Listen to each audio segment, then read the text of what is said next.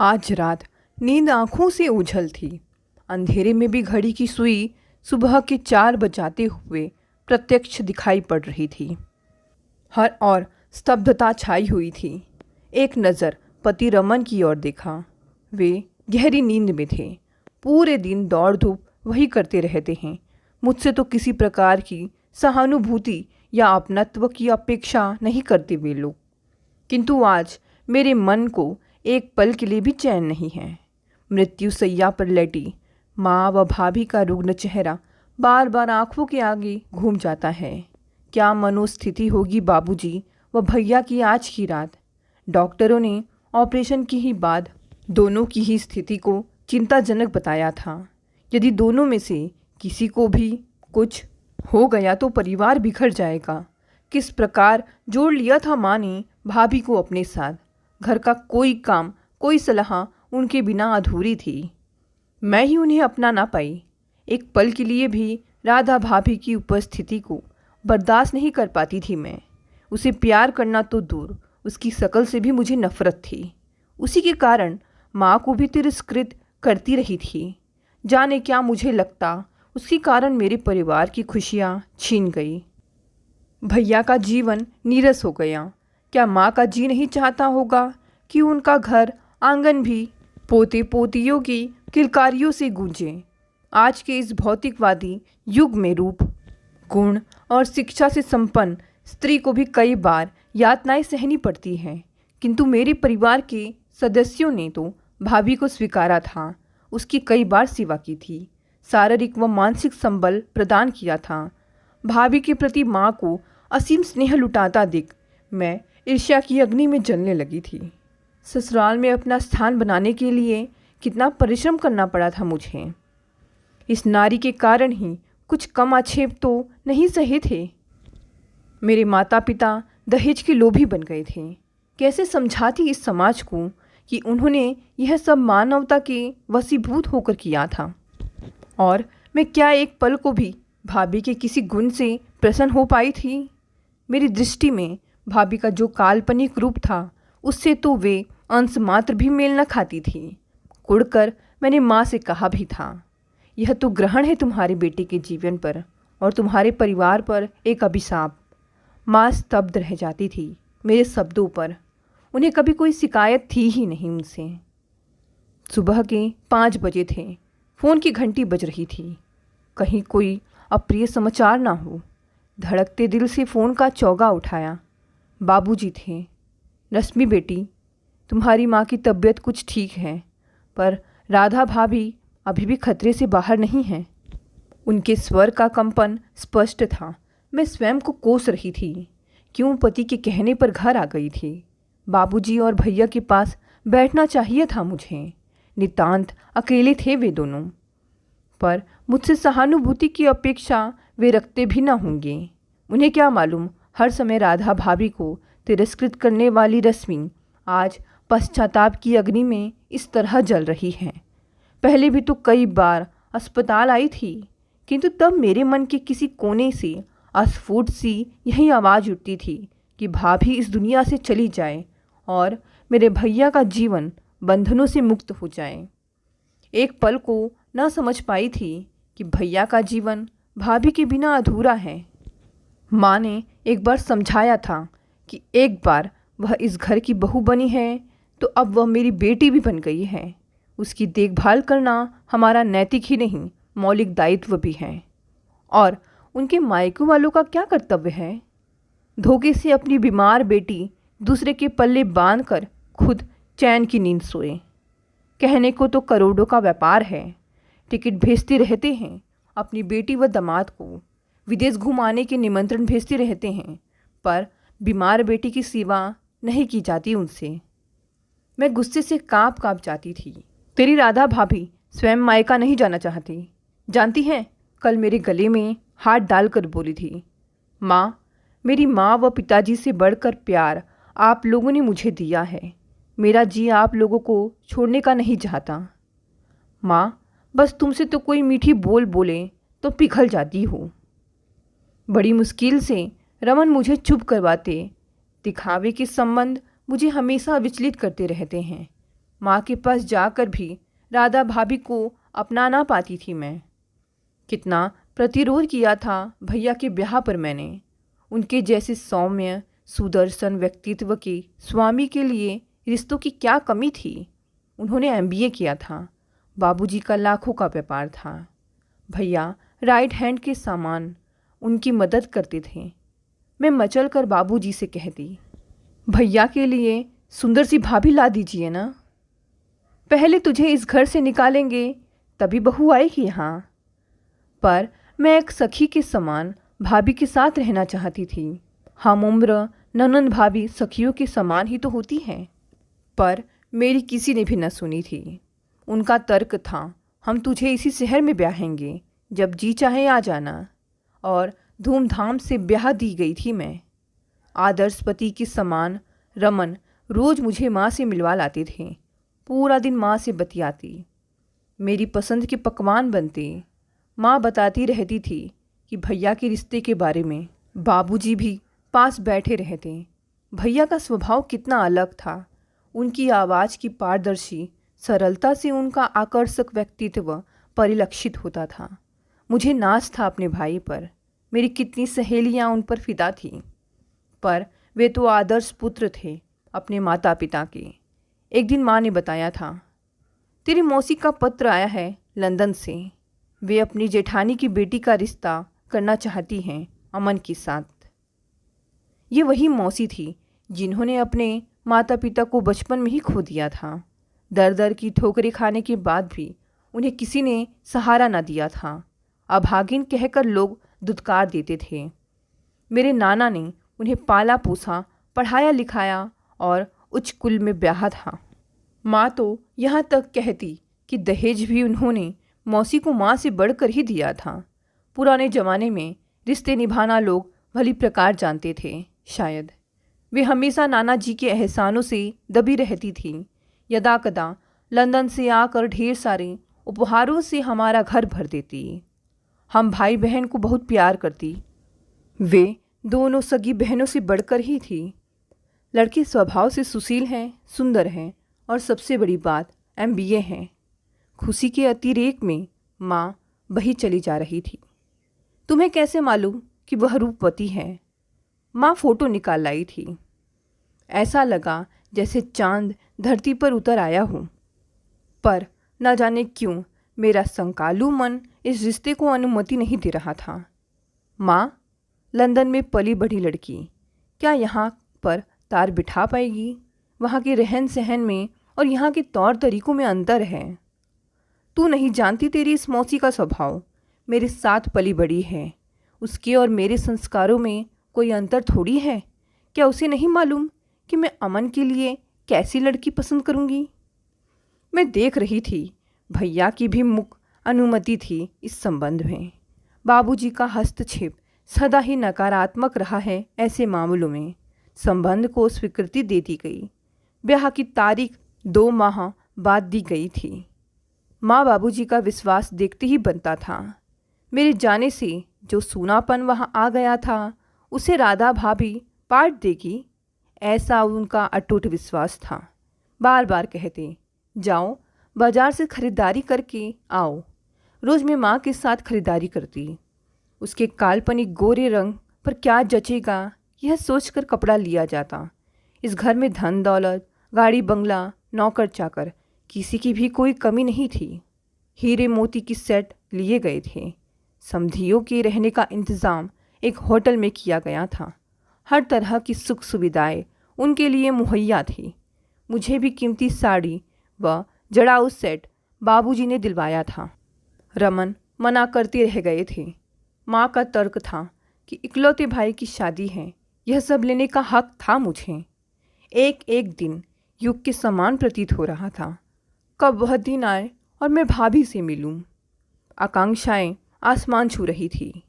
माँ का उत्साह इकलौती बहू के प्रति देखते ही बनता था। बार बार कहती, जोड़ी सुंदर तो लगेगी ना। हम मुस्कुराकर अपनी सहमति देते थे। विवाह का समय जो जो नज़दीक आता माँ बाबूजी की बेचैनी बढ़ती जाती थी। सब काम अलग अलग लोगों में बटा था। किसी प्रकार की कमी वह सह नहीं पा रहे थे। भैया सदैव ही अल्पभाषी रहे हैं, पर उनकी उत्सुकता माँ से छिपी न थी। आज भाभी और उनके पिताजी जो आ रहे थे, बार बार आंखों के सामने एक खूबसूरत चेहरा, छरहरा बदन व लंबे कद की रूप सी खड़ी हो जाती। हम सब हवाई अड्डे पहुंच चुके थे। वहां पहुंचकर अमन ने छेड़ा, माँ, अपनी बहू को कैसे पहचानोगी? तेरी मौसी के साथ जो सबसे सुंदर लड़की होगी वही मेरी बहू है। माँ का अटूट विश्वास देखते ही बनता था। लंदन से आने वाला वायुयान आ गया था। उत्सुक निगाहें हर मेहमानों में भाभी को ढूंढ रही थी। सहसा माँ को किसी ने गले लगा लिया था। वह मौसी थी। हमारी बहू कहाँ है? और मेरी भाभी? मैं अपनी उत्सुकता रोक नहीं पा रही थी। उन्होंने एक 5 फुट 6 इंच की लड़की को आगे करके कहा, यही तो है तुम्हारी बहू। मुझे अपनी आंखों पर विश्वास नहीं हो रहा था। कहाँ वह फोटो वाली रूपसी और कहाँ यह कुमलाया सा चेहरा। कहीं ये मजाक तो नहीं कर रही हैं या मैं ही कोई सपना देख रही हूँ। उसके दोनों हाथ जुड़े हुए थे। शायद कभी लकवा का शिकार हुई थी। कद काठी का पूर्ण विकास हुआ लगता ही न था। बाबूजी माहौल का विवेचन कर रहे थे और भैया अपना गांभीर्य ओढ़े कभी राधा को निहार रहे थे, कभी हम सबको। अपनी जीवन संगनी को इस रूप में देखकर उनकी आकांक्षाएं टूट गई थी। माँ गस खाकर गिर पड़ी थी। किसी प्रकार उन्हें उठाया। शक्ति की स्रोत माँ बुरी तरह टूट चुकी थी, पर ऊपरी तौर पर सभी सामान्य थे। किसी ने एक शब्द भी ना कहा था। मेरा हृदय चित्कार करके मौसी को बुरा भला कहने को चाह रहा था। खूब बदला लिया था उन्होंने हम सब से अपने पर किए गए एहसानों का। जाने कब का बदला लिया था उन्होंने भैया से। किंतु माता पिता की शिक्षा के कारण कुछ भी तो ना कहा गया था। फोटो वाली सुंदर सलोनी राधा की तुलना इस अपाहिज से करके मन दुखी सा हो गया था। भविष्य की सुंदर सुनहरी हरितिमा की कल्पना यथार्थ की धरती पर परिवर्तित हो गए थे। सारे बिंब प्रतिबिंब टूट गए थे। ऐसा लग रहा था कि सामने पड़े वैभव को किसी ने कालीमा से पोत दिया है। समधियों को उनके रहने के स्थान पर छोड़ा गया। उनकी आवभगत के लिए कुछ लोग तैनात थे। एक बात कुछ विचित्र सी लगी थी। मौसी सामान्य ही थी। उनके व्यवहार से ऐसा लगा ही नहीं कि उन्होंने हमारे साथ विश्वासघात किया हो। घर आकर हर परिचित रिश्तेदार की जुबान पर एक ही प्रश्न था, इनकी होने वाली बहू कैसी है? क्या बताते? मृत्यु के बाद का सा सन्नाटा छाया गया था। ऐसा लगता सबके शरीर का रक्त किसी ने चूस लिया हो। रात्रि भोजन तक हम सब सामान्य थे या सामान्य होने का प्रयत्न कर रहे थे। अभी विवाह में 4 दिन का समय बाकी था। रह रहकर माँ व बाबूजी पर क्रोध आ रहा था। इस नवीन विचारधारा के युग में महज फोटो देखकर ब्याह निश्चित करना कितनी बड़ी भूल थी। कुंठा कहीं दिल में कैद थी और जुबान तो मानो ताला लग गया था। माँ से भी कहा था, धन दौलत तो हाथों का मैल है माँ, अपने बेटे को यूं ना बेचो, भैया का जीवन अंधकारमय हो जाएगा। अब क्या तुम्हारे दिन हैं सिवा टहल करने के? थक जाओगी तुम। किससे कहे क्या कहें? भोली भाली माँ छल कदापि नहीं पहचान पाई थी, तभी तो हाँ कर बैठी थी। मेहमानों की खुसुर पुसुर सुनकर लग रहा था उन्हें राधा के बारे में पता लग चुका था। अभी रात्रि के 10 बजे थे। सहसा मौसी घर आई थी। बोली, दीदी तुम सबसे राधा मिलना चाहती है। उसकी जिद है कि जब तक अमन से बात नहीं करेगी यह विवाह संपन्न ना होगा। इस पल तक हर दिल में व्याप्त समुद्री शोर थम सा गया। एक लम्हे के लिए मानो सन्नाटा छाया सा लगने लगा था वहाँ। मुझे कुछ आशा की किरण दमकती लगी। गाड़ी निकालकर मैं, माँ व भैया राधा के पास गए थे। बाबूजी अपने हाई ब्लड प्रेशर के कारण जा नहीं पाए थे। कमरे में राधा व मौसी ही थी। उसने आगे बढ़कर माँ के चरण स्पर्श किए। माँ ने भी आशीर्वाद दिया था। राधा ने ही मौन तोड़ा था। माँ, क्या आप मुझे बहू के रूप में स्वीकार कर पाएंगी? माँ इस प्रश्न के लिए तैयार न थी। वे अमन भैया की ओर आकर बोली, कोई भी फैसला किसी भी प्रकार के दबाव में आकर मत कीजिएगा। इसमें चाची का भी कोई दोष नहीं है। लगभग 3 वर्ष पूर्व मेरी गाड़ी दुर्घटनाग्रस्त हो गई थी। बुरी तरह जख्मी हो गई थी मैं। डॉक्टरों ने प्रयत्न करके मुझे तो बचा लिया, पर आज भी मुझे कई दिनों के अंतराल पर बेहोशी के दौरे पड़ते हैं। उसके 1-2 दिन बाद तक मेरे हाथ यूँ टेढ़े मेढ़े हो जाते हैं। सामान्य होने में कुछ वक्त लगता है। माँ जी, मैं आपके घर की खुशियाँ बर्बाद नहीं करना चाहती। चाची भी इस दुर्घटना के बारे में अनभिज्ञ थी। मैं पूर्ण रूप से एक आदर्श बहू बनने का प्रयत्न करूंगी। अमन जी, आपका निर्णय ही मेरा अंतिम निर्णय होगा। स्पष्ट रूप से उसने बात समझाई थी। मैंने सोचा भैया का उत्तर अवश्य ही नकारात्मक होगा। उन्होंने तो एक पल में भी हामी भरने में देरी न की थी। माँ को भी यह संबंध शायद स्वीकार था। कहीं कोरी वचनबद्धता के तहत तो भैया व माँ ने हामी नहीं भरी थी, या दहेज के लालच में आकर माँ अपने बेटे का जीवन बलिदान कर रही थी। मैंने भैया से पूछा भी था, एक अपाहिज के साथ जीवन बिता सकेंगे आप? माँ से भी कहा था, धन दौलत तो हाथों का मैल है। माँ, अपने बेटे को यूं मत बेचो। भैया का जीवन अंधकारमय हो जाएगा। अब क्या तुम्हारे दिन है सेवा टहल करने के? थक जाओगी तुम। अपने भाई की खुशियों को आग में जलता देख भला किस बहन का दिल रुदन करने को न चाहेगा। भैया ने अपना स्नेहिल हाथ मेरे सिर पर रख कर कहा था, रश्मि, यदि राधा विवाह के बाद यूं दुर्घटनाग्रस्त हुई होती, क्या हम उसे स्वीकार न करते? तब की बात और थी भैया। अच्छा एक बात बता, यदि हमारी कोई बहन अपाहिज होती तो क्या हम उसका घर बसाने का प्रयत्न न करते? अवश्य करते, पर छल से नहीं। तो इस पूरे घटनाक्रम में राधा तो दोषी नहीं। मैं वादा करता हूँ, मैं अपनी तरफ से किसी को भी शिकायत का मौका नहीं दूंगा। हम सब चुप रह गए थे। मैं मुखदर्शिका सी बनी अपने परिवार की खुशियाँ अग्नि के हवाले होते देख रही थी। जी चाहा इस विवाह में सम्मिलित ना हूँ, कहीं भाग जाऊँ, पर सामाजिक बंधनों में जकड़े मनुष्य को मर्यादा के अंश सहेजने ही पड़ते हैं। अमन भैया का विवाह संपन्न हो गया। विवाहोपरांत दिए जाने वाले भोज के अवसर पर मेहमानों की अफगानी व स्वागत सत्कार के लिए भैया के साथ खड़ी भाभी मेहमानों की भीड़ में गश खाकर गिर पड़ गई थी। मेहमानों के समक्ष बहाना बनाना पड़ा था। थकावट के कारण ही ऐसा हुआ है। एक टीस सी उभरी दिल में। यदि तब भाभी मृत्यु की गोद में समा गई होती तो मेरे भैया का जीवन यूँ बर्बाद ना होता। माँ व बाबूजी ने पूर्ण स्नेह व सम्मान दिया था बहू को। फूल के समान उसकी रक्षा की जाती थी। माँ किसी भी अभद्र व्यवहार को बर्दाश्त नहीं करती थी। कपोत की तरह अपने डैनों से ढककर वे भाभी की रक्षा कर रही थी। सभी के होठ सी गए थे। मानवता की मूर्ति बनी थी वे। यदि भाभी सामान्य होती, माँ पर अवश्य गर्व करती, पर एक बीमार स्त्री को अपने बेटे के साथ प्रणय सूत्र में बांधकर उन्होंने उसके प्रति जो अन्याय किया था, उसे मैं भूल नहीं पा रही थी। दहेज में टीवी, वीसीआर और BMW से लेकर हीरे मणिक मोती सभी कुछ तो थे, पर इन चीज़ों की यहाँ कोई कमी न थी। घर आकर मैं फूट फूट कर इतना रोई कि शायद दीवारें भी पसीज गई होंगी। रमन ने बहुत प्यार से समझाया था, वैवाहिक संबंध संयोगवश बनते हैं, लेकिन तुम्हारे भैया की शादी जिसे होनी थी हो गई। इस संबंध में व्यर्थ चिंता करने से क्या लाभ है?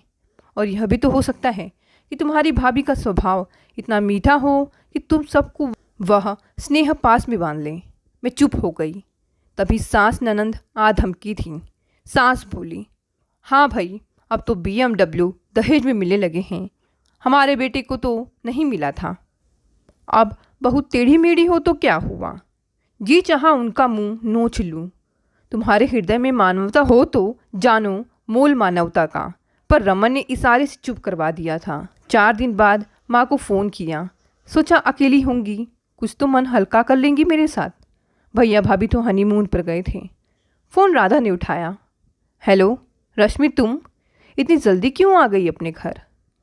तुम लोग तो 15 दिन बाद आने वाले थे ना? हाँ, वहाँ जाकर माँ से फ़ोन पर बात की तो मालूम पड़ा बाबूजी बीमार हैं, इसलिए वापस आ गए। उसके स्वर में मिस्री घुली थी।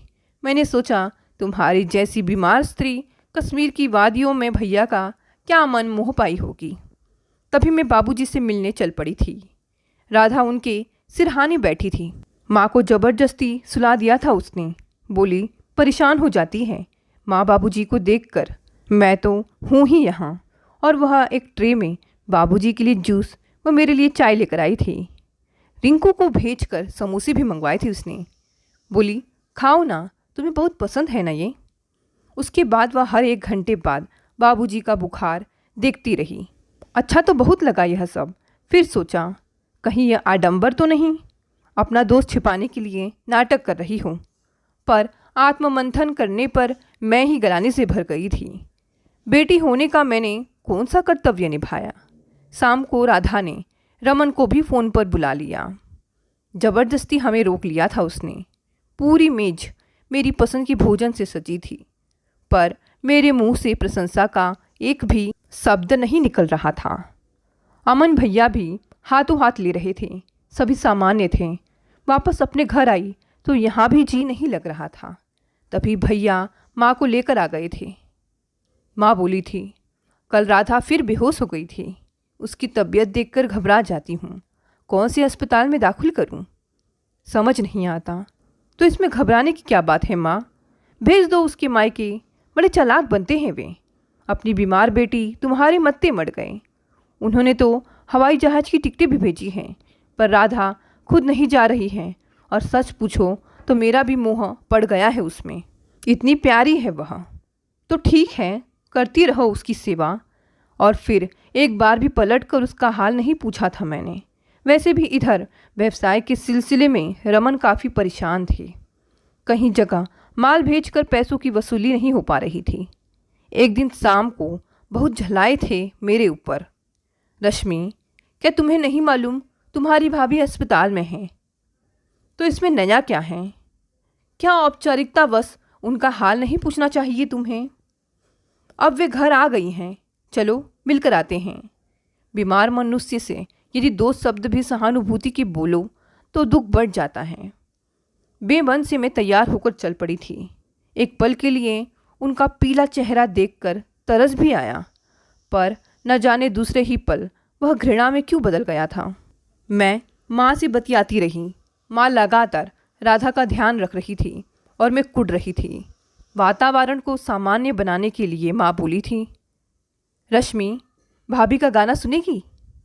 मैंने बेमन से कहा, हाँ। राधा के प्रति छिपा तिरस्कार माँ बखूबी पहचानती थी। और तभी राधा का गाना सुना। इतना मीठा स्वर मैंने पहली बार सुना था। उन्होंने उसके कपड़े बदलवाए। उसकी उंगलियां फिर मुड़ गई थी। वह हमारे जाने से बहुत खुश होती थी। जितना मेरे पास आने का प्रयत्न करती, मैं उसे मुख प्रताड़ना देती। अचानक रमन अपने व्यवसाय की परेशानियां ले बैठे। राधा सब कुछ चुपचाप सुनती रही। फिर भैया के साथ मिलकर उसने बहुत मशवरे दिए। बाबूजी भी हतप्रभ से उसके सुझाव को सुन रहे थे। उसके सुझाव से रमन को वाकई लाभ हुआ था। वह जब भी ठीक होती भैया के साथ मेरे घर आती। गाड़ी में बैठकर भैया के साथ कई बार दफ्तर जाती। बाबूजी तो अब वृद्ध हो गए थे। भैया दौरे पर चले जाते। वह फैक्ट्री व दफ्तर अच्छी प्रकार संभाल लेती थी। 4 वर्ष के वैवाहिक जीवन में एक बार भी तो पलटकर मायके को ना निहारा था उसने। मेरी बिटिया को भी इतना प्यार करती है कि कहना मुश्किल है। बाबूजी भी बेटी से ज़्यादा स्नेह देते हैं उसे, पर मैं उसके वातावरण में घुटती थी। बाबूजी तो अपने साथ घुमा भी लाते थे उसे। माँ को कई बार हाथों से दवा और जूस पिलाते देखा था मैंने, पर ना जाने क्यों मेरे हृदय स्नेह में नहीं बदल पा रही थी। रमन कई बार समझाते, पर मेरा दिल ना पसीजता। बार बार राधा का जिक्र होता और मैं उसे और तिरस्कृत करती। अब तो मैंने वहाँ जाना भी छोड़ दिया था। उड़ती उड़ती खबर सुनी थी कि आज राधा माँ की सेवा कर रही थी। अब उसने घर भली प्रकार संभाल लिया है। कभी उसकी बीमारी की खबर भी न सुनती, पर एक कान से सुनती, दूसरे कान से निकाल भी देती। एक दिन बाबूजी का फ़ोन आया था। घबराहट से पूछ रहे थे, रमन कहाँ है? वे तो अभी आए नहीं। क्यों, क्या बात है? क्या आज आपकी बहू फिर बीमार हो गई? मेरे स्वर की कड़वाहट छिपी न थी। उन्होंने कोई उत्तर नहीं दिया, फ़ोन का चोगार रख दिया था। तभी रमन का क्रोध स्वर सुनाई पड़ा था। हद होती है शुष्क व्यवहार की। एक व्यक्ति जीवन मरण के बीच झूल रहा है और तुम्हारे विचार इतने ओछे हैं कि तुम उनका मुख भी नहीं देखना चाहती। मनुष्य को मानवता के प्रति तो प्रतिबद्ध होना ही चाहिए। रश्मि कम से कम इंसानियत के नाते ही माँ का हाल पूछ लेती। क्या हुआ माँ को? पिछले कई दिन से वे डायलिसिस पर हैं। डॉक्टर ने गुर्दे का ऑपरेशन बताया है। वे कपड़े बदलकर कहीं जाने की तैयारी कर रहे थे। कहाँ जा रहे हो? अस्पताल। तुमने तो मुझे आज तक बताया क्यों नहीं कि माँ बीमार है? इसलिए कि तुम्हारे जैसी कठोर हृदय नारी कभी पसीज नहीं सकती। जीवन मरण के बीच झूलती तुम्हारी माँ को गुर्दे की आवश्यकता है। तुम्हारे जैसी मंदबुद्धि स्त्री को इन बातों का क्या सरोकार? मैं भी साथ जाने को तैयार हो गई थी। कितना गिरा हुआ महसूस कर रही थी मैं स्वयं को। यदि माँ को कुछ हो गया तो? बूढ़ा जर्जर शरीर एक अनजान की सेवा करता रहा, उसे अपनाता रहा और मैं उसकी अवहेलना ही तो करती रही। आज अपने शरीर का एक अंग देकर माँ की जान बचा लूँ तो धन्य समझूँ स्वयं को। गाड़ी की गति से तेज मेरे विचारों की गति थी। अस्पताल के बरामदे में भाभी, भैया व बाबूजी बदहवास से खड़े थे। राधा फूट फूट कर रो रही थी। दीदी, मेरा परीक्षण करवाइए, मैं गुर्दा दूंगी माँ को। मैंने मन में सोचा, ढोंगी स्त्री, यह माँ की जान बचाएगी। वह सुखी संसार इसी के कारण तो नरक बना था। डॉक्टर से विचार विमर्श करने के बाद मेरा व राधा का परीक्षण किया गया। हम दोनों ही गुर्दा दे सकते थे, पर राधा जिद पर अड़ी रही। बोली, मेरे जीवन का मूल्य ही क्या है? मैंने इस परिवार को दिया ही क्या है? यदि रश्मि को कुछ हो गया तो उसकी बिटिया को कौन पालेगा?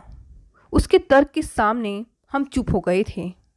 भाभी व माँ को ऑपरेशन थिएटर में ले जाया गया था। ऑपरेशन का समय लंबा ही होता जा रहा था। डॉक्टर ने बताया कि ऑपरेशन कामयाब हो गया है, पर राधा खतरे से बाहर नहीं है। हम सब सन्नाटे में आ गए। पहली बार मैंने भाभी के गुणों को जाना था, किस प्रकार उसने स्वयं को इस परिवार से बांधा। मैं यह सब अब समझ सकी थी। मेरी आंखों से आंसुओं की अविरल धारा बह रही थी। आज तक राधा की मौत मांगने वाली रश्मि उसकी दीर्घायु की कामना कर रही थी। डर सा लग रहा था, कहीं उसका यह अंतिम पड़ाव ना हो। भाभी के साथ भैया व माँ बाबूजी का बंधन अटूट है। मेरा मन उसके प्रति सहानुभूति से भर गया था। तभी डॉक्टर ने बताया, अब राधा खतरे से बाहर है। भागकर उसके बिस्तर तक पहुंच गई थी मैं। उसके माथों पर चुंबनों की बौछार लगा दी थी। सभी विस्फारित नेत्रों से मुझे देख रहे थे। शायद विश्वास नहीं कर पा रहे थे, पर मेरी आंखों की कोरों से निकले आंसू भाभी के आंसुओं से मिलकर यह दर्शा रहे थे कि मानो यथार्थ और प्रकृति का समागम हो। दोस्तों, ये कहानी यहीं समाप्त हो गई। अगर कहानी पसंद आई तो इसे लाइक, शेयर और कमेंट करें। धन्यवाद दोस्तों।